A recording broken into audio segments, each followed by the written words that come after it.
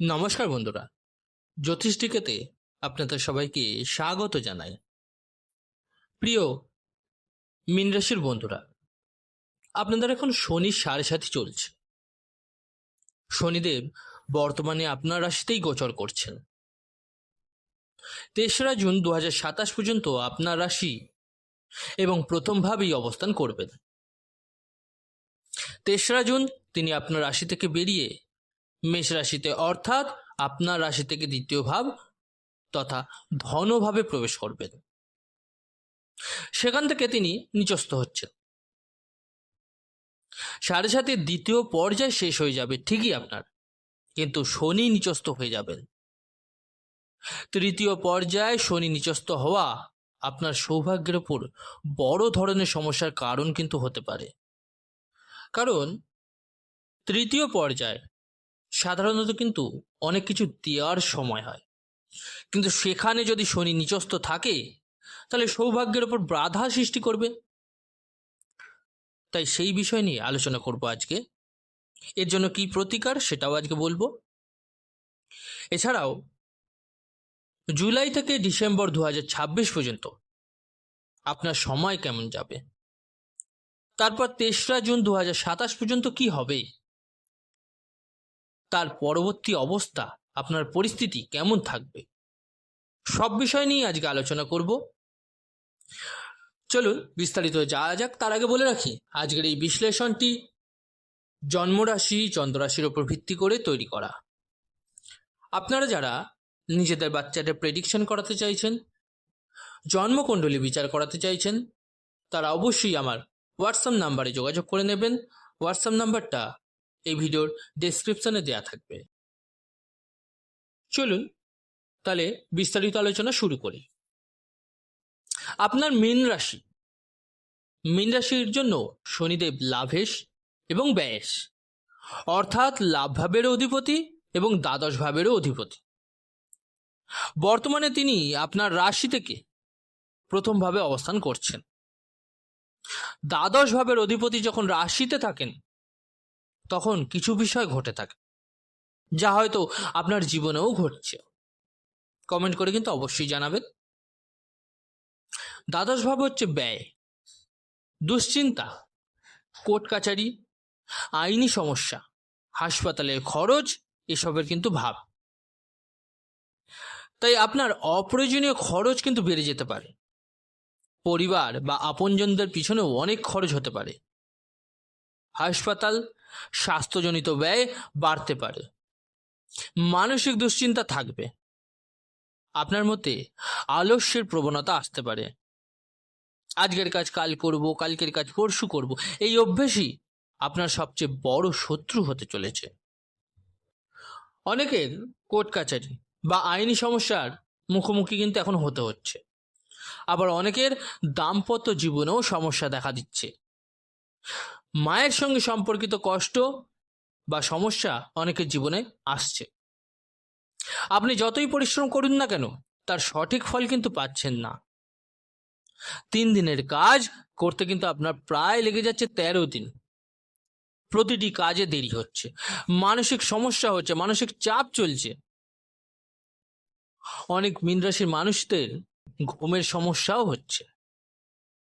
রাতে ঘুম কম হওয়া, অনিদ্রার সমস্যা দেখা দিতে, এসব কিন্তু হচ্ছে। এই ধরনের পরিস্থিতিই কিন্তু এখন মীন রাশির মানুষদের জন্য চলছে।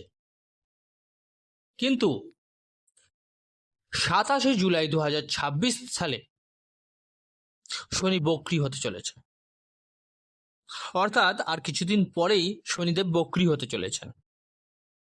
যখন কোনো গ্রহ বক্রী হয় তখন সে তার আগের ভাবের ফল কিন্তু বেশি দেয়। আগের ভাবে তো শনি নিজের কুম্ভ রাশিতে রয়েছে, তাই সেই ফল তো দেবেনই, বরং আরো বেশি করে দেবেন। আপনার রাশি থেকে দ্বাদশ ভাবের ফলও কিন্তু বাড়িয়ে দেবেন। সবচেয়ে বড় কথা হলো শনির অহংকার এখন ভেঙে গেছে। এটাই সেই সময় যখন বলা হয় যে লোহা গরম থাকতেই হাতুড়ি মারা উচিত। এখন কিন্তু সেই সময় যখন শনির অহংকার ভেঙেছে, আপনি এই সময়ের পূর্ণ সুবিধা নিতে পারেন। তাহলে শনির অহংকার কিভাবে ভাঙলো?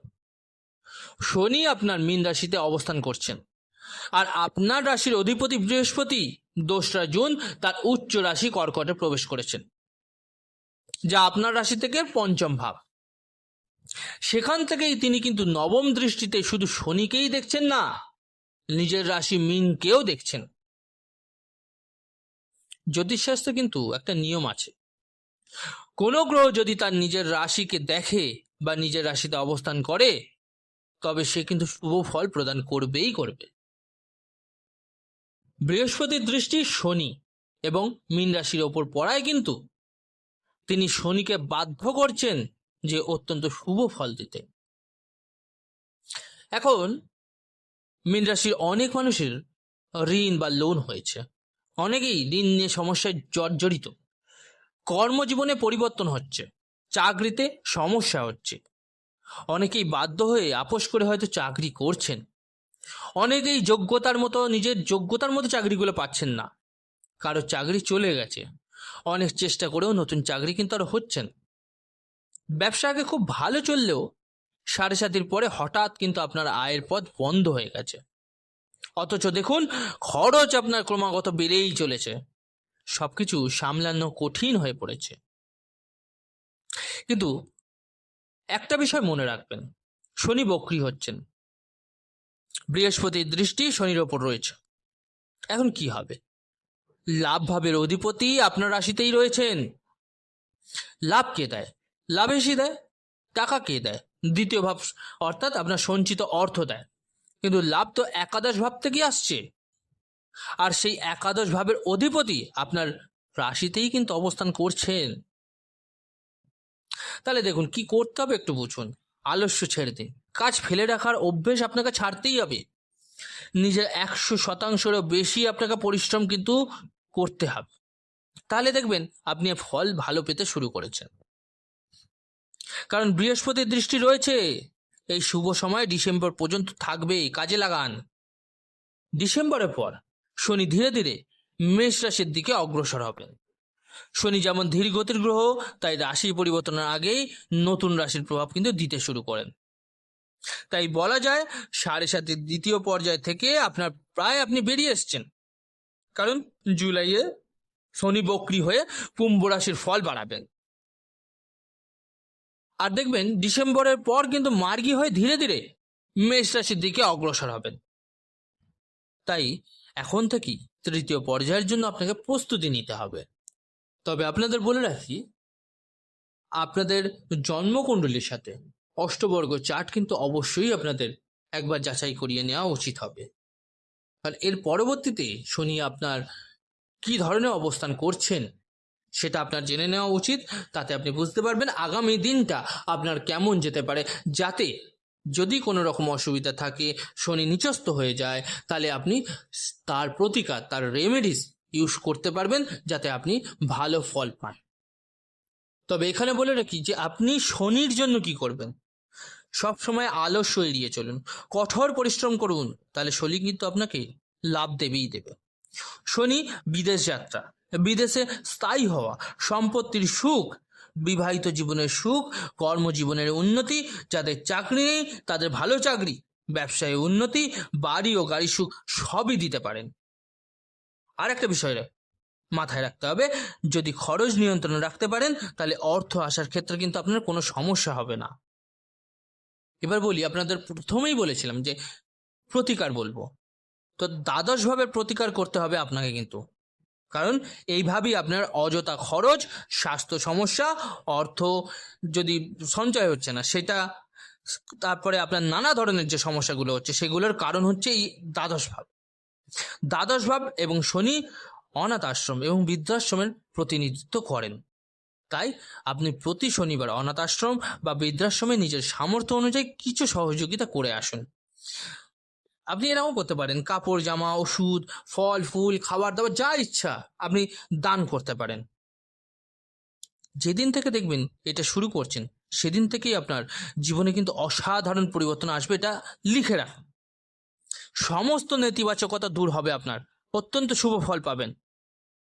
এছাড়াও আপনারা অবশ্যই তীর্থযাত্রা পুজো পাঠে মন দিন, একটু আপনার জীবন বদলে যাবে। বন্ধুরা, আজকের বিশ্লেষণটা কেমন লাগলো জানাতে কিন্তু ভুলবেন না, অবশ্যই কমেন্ট করো। ভালো লাগলে একটা লাইক অবশ্যই করবেন, আর যে সকল বন্ধুরা নতুন শুনছেন তারা অবশ্যই চ্যানেলটিকে সাবস্ক্রাইব করে নেবেন। সুস্থ থাকুন, ভালো থাকুন, ধন্যবাদ।